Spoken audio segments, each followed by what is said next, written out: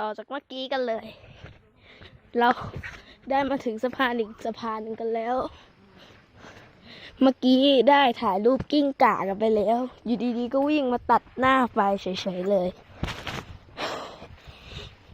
การเดินทางที่แสนยาวไกลของเรายังเหลืออีกไกล เหนื่อยก็ไม่เป็นไร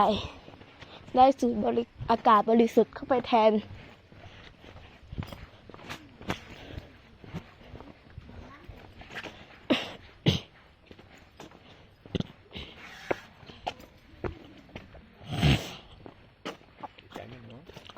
ฮะ ไก่เหรอ ไกลค่ะ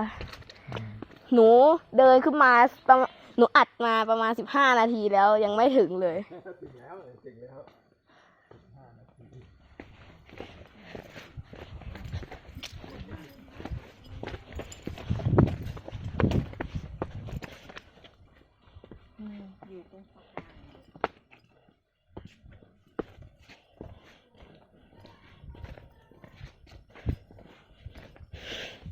มีคุณลุงบอกว่าเราใกล้จะถึงกันแล้ว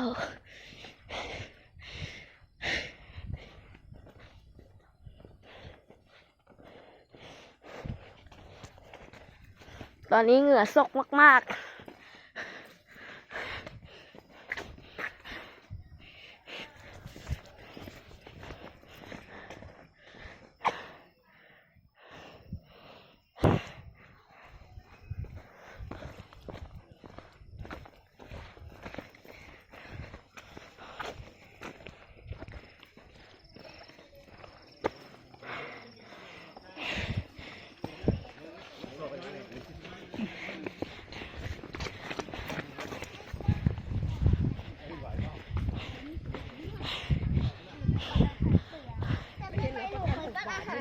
แล้วมันส่งดุเนี่ยแหละ